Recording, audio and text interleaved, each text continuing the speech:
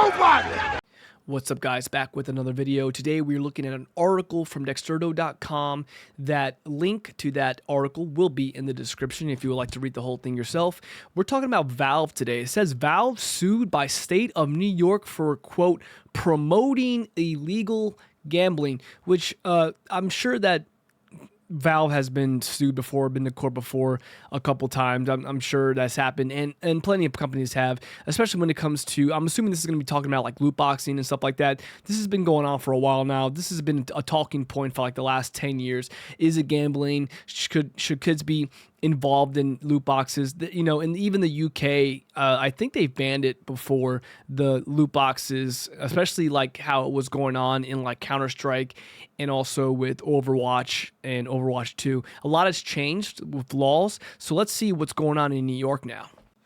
All right, guys, so it says here, Valve sued by state of New York for promoting illegal gambling. Quote, Valve has been named in a lawsuit by New York Attorney General Letitia James, citing loot boxes as, quote, unlawful in the state and urging the video game developer to pay any local players back for their in-game spending. Like we've talked about this before, some people are going to continue to see this as deceptive, or, you know, something that can get kids to get involved in gambling through video games. Me personally, I'm not a big fan of loot boxes. I feel like if I'm going to spend money in a video game and I see exactly what I want, and say it's a skin for a gun, a weapon, or a skin for your character, I feel like I would see that skin, I would pay the 10 or 20 bucks for specifically for that skin and get it outright. I'm not a fan of having to pretty much, yeah, in a sense, gamble, keep throwing money at loot boxes, hoping that I'll get that skin. I hate that practice. Have I done it? I have.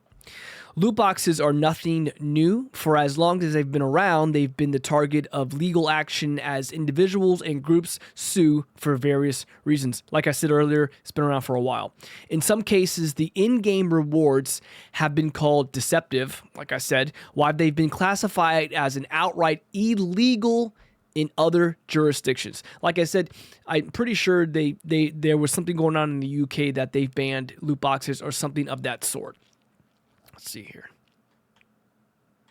It says Valve is no stranger to the courts, okay, having been sued on multiple occasions for its gaming practices. It's currently engaged in a $900 million lawsuit over unfair Steam prices, but namely loot boxes and skin trading revolving around Counter-Strike and the Steam marketplace are a common focus. Yeah, well, a lot of people will play Counter-Strike because it's a great game. I think it's a great game, but a lot of people play just to try and get those boxes. And there was a big thing with Steam with Counter-Strike, that those knives, that the skins of knives, people will pay a lot of money for those knives. I've seen it happen online, and man, people pay a pretty penny for those things. So people will definitely dive into loot boxes on Counter-Strike. It says, now the gaming giant is being sued once again, this time by the state of New York, as Attorney General Letitia James issued a lawsuit on February 25th, 2026. And right here is, you can see her X tweet says, Valve, a video game developer, has made billions of dollars by letting children and adults illegally gamble for the chance to win valuable virtual prizes. These features are addictive and harmful. I mean, I don't really know who's talking to her about this. Is she a gamer? Does she know about this? I guess someone came forward with this, and she's been looking into it a lot, and she sees it as addictive and harmful. I mean, yeah, I think gaming in general is addictive. Could gambling be addictive? Of course, gambling can be addictive. In the game with loot boxes, I guess it can be. Anything can be really addictive, I guess. That's why she put, that's why I'm suing to stop Valve's unlawful conduct and protect New Yorkers. Okay. I guess they're in a little lawsuit. So we'll kind of briefly just see what's going on here, and then we'll kind of cut it. It says Valve sued and urged to pay funds back to impacted players. Now they want people to pay money back to Valve, or they want Valve to pay the money back to the people that were paying money in the game.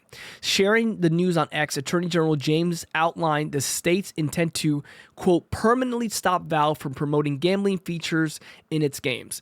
Not only that, but the legal action also seeks for the devs to pay back impacted local players and, quote, pay fines for violating New York laws.